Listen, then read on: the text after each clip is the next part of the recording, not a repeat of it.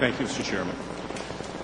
Senator Bliss, Representative Priest, ladies and gentlemen, members of the Judiciary Committee, I am Rabbi Hillel Katzir, spiritual leader of Temple Shalom Synagogue in Auburn.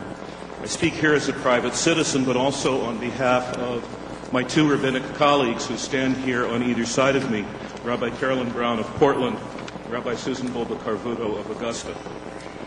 I speak in favor of LD 1020 from two different perspectives. As rabbis, we come from a tradition that recognizes that every human being is created in the divine image. Human beings that we like, even human beings that we don't like, and yes, even human beings who engage in behavior of which we may not approve. The Jewish tradition also recognizes God's statement in the book of Genesis that it is not good for a human being to be alone. In our view, marriage is not only for raising children, but also very much for companionship. The best scientific knowledge of our time tells us that gay men and lesbians did not choose that orientation any more than someone else chooses to be heterosexual.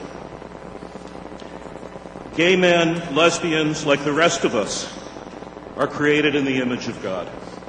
And God said it's not good for any human being to be alone. And in that case, I look at this issue and I think, who am I? Who are we as a human society to tell people that they have to live alone or live a lie? As a rabbi, as a person of faith, I believe it is a God-given right for each one of us to make family with whomever we choose. I know that there are some religious people who are telling this committee that God is opposed to gay marriage. Well, first of all, I would suggest that anyone who purports to know the mind of God is treading on potentially dangerous ground.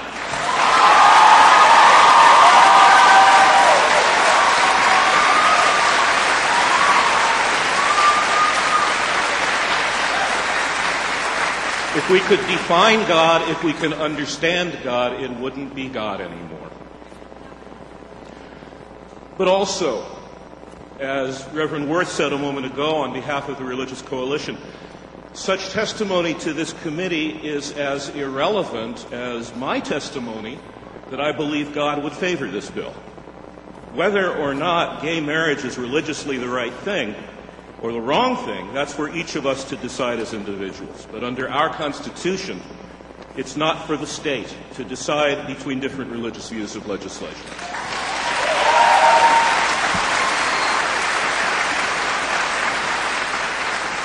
Before I was a rabbi, I was an attorney, and as a recovering attorney, I also see this as a civil rights issue. And that's something that very much is in the role of the state to decide. As Reverend Gajewski said a moment ago, there was a time when many states told men and women of different colors that they could not join together to create a family. It wasn't natural, some people said. It wasn't the way things were meant to be, they said. Rabbi, Yes. I have to ask you to... I'm winding up. I'm very thankful that, and very proud of, my country, that we have realized that so many ways in which we have discriminated against our fellow citizens have been wrong, and we have changed that, as we have most recently demonstrated by electing a biracial person as president.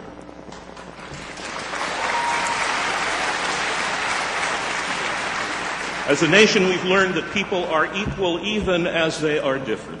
If two men or two women want to form a stable family, I submit that it's very much in the interest of the state to encourage such stable, loving families. I urge you to support LD 1020. I thank you for your attention. Rabbi.